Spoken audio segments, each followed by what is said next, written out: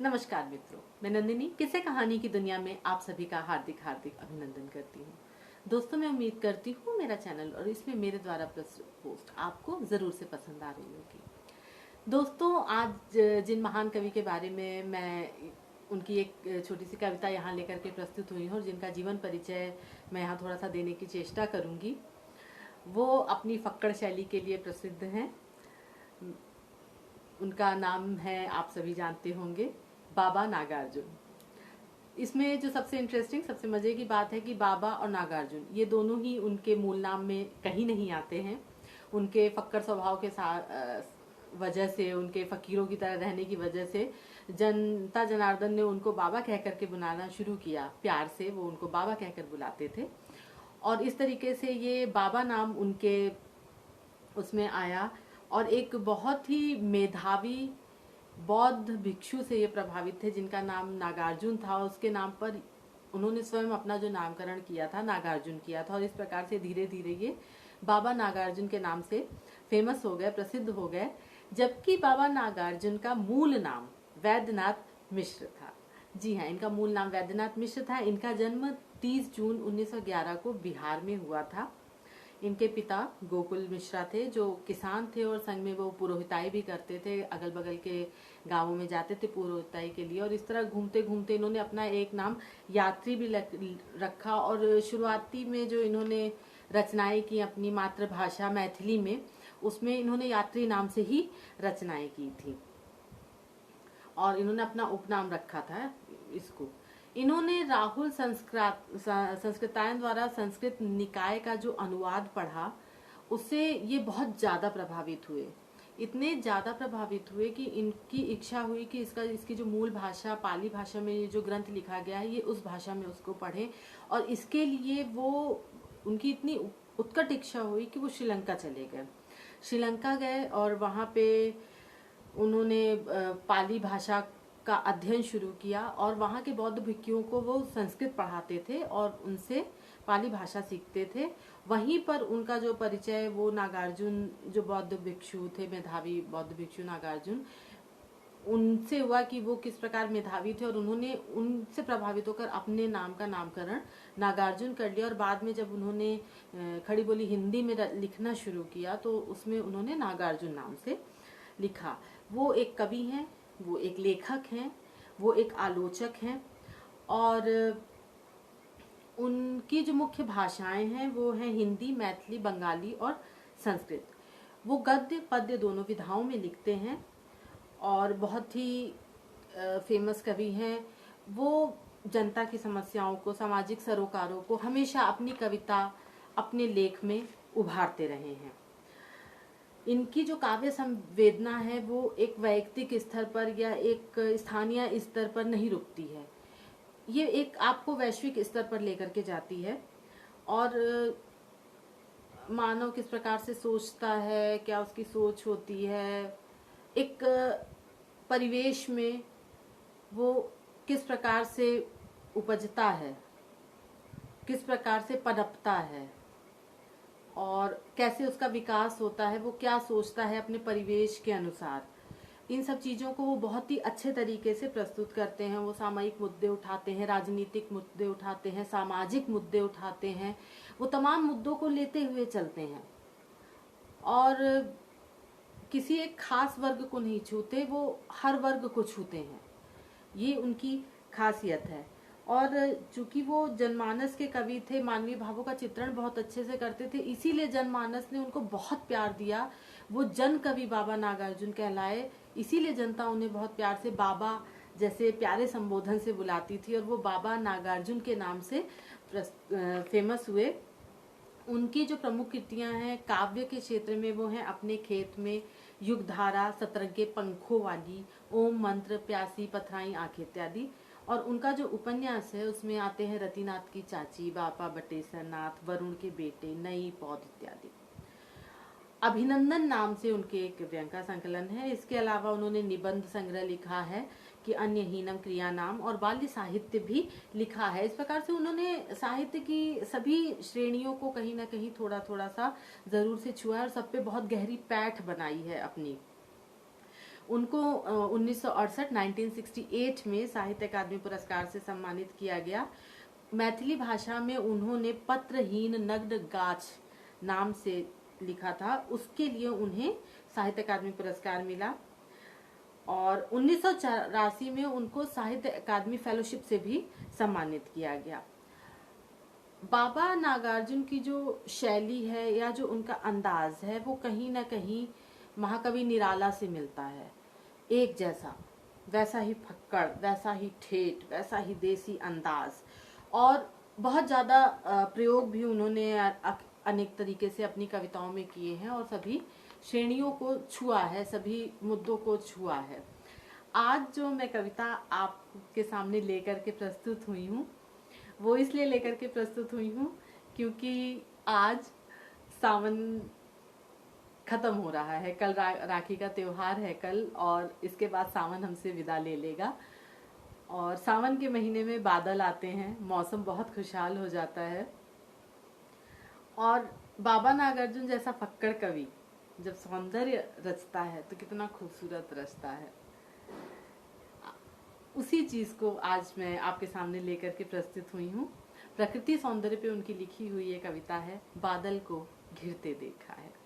बहुत ही प्यारी सी कविता है मित्रों, ध्यान से सुनकर इसका आनंद लीजिएगा कि अमल धवल गिरी के शिखरों पर बादल को घिरते देखा है। अमल धवल गिरी के शिखरों पर बादल को घिरते देखा है, छोटे छोटे मोती जैसे, छोटे छोटे मोती जैसे उसके शीतल तुहिन कणों को, उसके शीतल तुहिन कणों को मान सरोवर के उन स्वर्णिम कमलों पर गिरते देखा है, बादल को घिरते देखा है। अब अमल मतलब होता है स्वच्छ। अमल धवल गिरी के शिखरों पर मतलब कि ऊंची जो पहाड़ियां हैं उन पर वो बादल को घिरते हुए देख रहे हैं, छोटे छोटे मोती जैसे। अब ओस की जो बूंदे हैं शीतल तुहिन कणों को, तुहिन मतलब ओस होता है, तो जो ओस के कण गिरे हुए हैं उसकी तुलना वो मोतियों से करते हैं कि छोटे छोटे मोती जैसे बिखरे हों। और वो कहाँ गिरे हुए हैं कि मानसरोवर पे जो पीले पीले कमल खिले हुए हैं उनके ऊपर जो ओस की बूंदे हैं वो छोटे छोटे मोती जैसी उनको लगती हैं। और वो कहते हैं कि छोटे छोटे मोती जैसे उसके शीतल तुहिन कणों को मानसरोवर के उन स्वर्णिम कमलों पर गिरते देखा है, बादल को घिरते देखा है। तुंग हिमालय के कंधों पर छोटी बड़ी कई झीलें हैं। तुंग मतलब ऊंचे हिमालय की घाटियों में छोटी बड़ी कई प्रकार की झीलें हैं। उनके श्यामल नील सलिल में समतल देशों से आकर, उसके जो हैं वहां पे जो देश हैं उसके अगल बगल के, वहां से आती हैं सारी नदियां। पावस की उमस से आकुल तिक्त मधुर बिस्तंतु खोजते हंसों को तिरते देखा है। तुंग हिमालय के कंधों पर छोटी बड़ी कई झीलें हैं, उनके शामिल नील सलिल में समतल देशों से आकर पावस की उमस से आकुल तिक्त मधुर बिस्तंतु खोजते हंसों को तिरते देखा है। अब वो कहते हैं कि वो जो छोटी बड़ी झीलें हैं वहां पे उन पर बाहर के देशों से हंस आते हैं, और चूंकि वो बहुत उमस होती है, जब बादल नहीं बरसते हैं, उमस का मौसम होता है, तो उससे आकुल होकर के वो वहाँ थोड़ा सा ठंडक के लिए रुकते हैं और बिस्तंतु यानी अपना भोजन सर्प जो है ढूंढ रहे हैं वहां पर कि तिक्त मधुर बिस्तंतु खोजते हंसों को तिरते देखा है, बादल को घिरते देखा है। ऋतु बसंत का सुप्रभात था, मंद मंद था अनिल बह रहा। ऋतु बसंत का सुप्रभात था, मंद मंद था अनिल बह रहा। बालारुण की मृदुल किरणें थी, अगल बगल स्वर्णिम शिखर थे। एक दूसरे से विरहित हो, अलग अलग रहकर ही जिनको सारी रात बितानी होती। निशा काल से चिर अभिशापित बेबस उस चकवा चकई को बंद हुआ क्रंदन फिर उनमें। उस महान सरोवर के तीरे शैवालों की हरी दरी पर प्रणय कलह छेड़ते देखा है, बादल को घिरते देखा है। कि ऋतु बसंत का सुप्रभात था, बसंत की ऋतु जैसा सुप्रभात था। मंद मंद था अनिल बह रहा, मंद मंद हवा बह रही थी। बाला ऋण की मृदुल किरणें थी, अगल बगल स्वर्णिम शिखर थे। अब वो जो उगता हुआ सूर्य है उसकी तुलना किसी बालक से कर रहे हैं। अरुण मतलब सूर्य और बाल मतलब बालक, कि बाला ऋण की मृदुल किरणें थी, कि मतलब सुबह का जो सूर्य होता है उसमें तेज नहीं होता, उसमें सुंदरता होती है। और अगल बगल स्वर्णिम शिखर थे, उसकी रोशनी से शिखर स्वर्ण के जैसे चमक रहे थे, बीच से बालक सूर्य उदय हो रहा था। एक दूसरे से विरहित हो, अलग अलग रहकर ही जिनको सारी रात बितानी होती, निशा काल से चिर अभिशापित बेबस उस चकवा चकई का बंद हुआ क्रंदन। अब चकवा चकई जैसे शापित हैं कि उनको अलग ही रहना होगा, और इसी दौरान उनका क्रंदन बंद होता है। और फिर उस महान सरोवर के तीरे शय वालों की हरिदरी पर, मतलब काई जो जम गई है उसको वो हरिदरी की तरह देखते हैं और कहते हैं कि उस पर उन्होंने प्रणय कलह छिड़ते देखा है, उस चकवा चकवई का मिलन देखा है, उनका प्रणय देखा है और बादल को घिरते देखा है। दुर्गम बर्फानी घाटी में शत सहस्त्र फुट ऊंचाई पे अलखनाबी से उठने वाले निज के ही उन्मादक परिमल के पीछे धावित हो होकर अपने तरल तरुण कस्तूरी मृग को अपने पर चिढ़ते देखा है, बादल को घिरते देखा है। वो कहते हैं वो बर्फानी सी घाटी है इतनी सहस्त्र फुट की ऊंचाई पर, और अपनी ही नाभि से उठने वाले जो कस्तूरी मृग की जो खुशबू है कस्तूरी की, वो उसकी तलाश में इधर उधर भटक कर परेशान हो रहा है और अपने से ही चिढ़ रहा है कि मुझे क्यों नहीं मिल रहा है, और बादल को घिरते देखा है। कहाँ गया धनपति कुबेर वह, कहाँ गई उसकी वह अलका, नहीं ठिकाना कालिदास के व्योम प्रवाही गंगा जल का। अब वो कहते हैं वो धनपति कुबेर कहाँ गया, उसकी वो अलका कहाँ गई।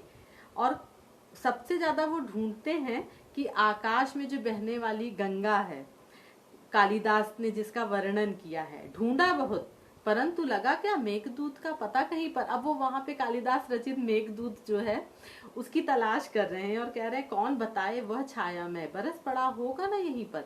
अब वो कहते हैं वो मेघदूत तो संदेशा पहुंचाने की बजाय शायद यहीं कहीं बरस गया होगा, जाने दो, वह कवि कल्पित था।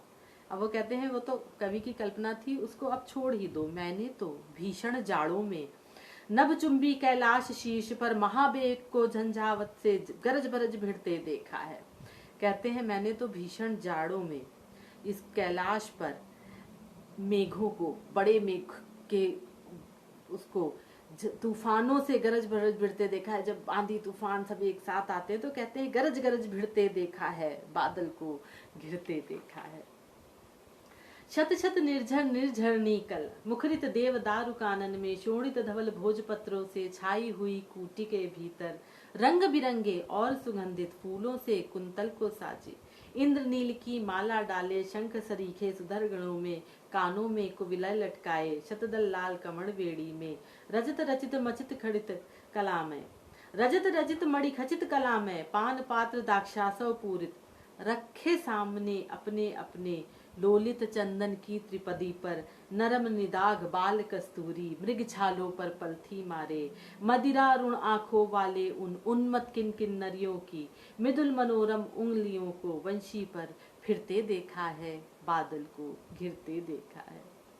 अब वो कहते हैं कि लाल भोजपत्रों में जो कुटी के भीतर छाए हुए हैं उस पे फूलों से वो लगे हुए हैं, सजे हुए फूलों की लताओं से इंद्रनील की माला डाले, वो किन्नर किन्नरियों का वहाँ पे वर्णन करते हैं कि वो मृगछाल पर पलथी मारे हुए हैं, सोमरस का पान किए हुए हैं, आंखों में उनके वेग चढ़ा हुआ है, और वो उस उन्माद में और उस खूबसूरत से उसमें खोए हुए से अपनी मृदुल उंगलियों से बंशी बजा रहे हैं। और वो इस प्रकार से एक बहुत ही खूबसूरत से वातावरण का वहाँ पे निर्माण कर रहे हैं, और वो इस चीज का बहुत ही अच्छे से वर्णन करते हैं कि मदिरा रुण आंखों वाले उन उन्मद किन किन्नरियों की मृदुल मनोरम उंगलियों को वंशी पर फिरते देखा है, बादल को घिरते देखा है, बादल को घिरते देखा है।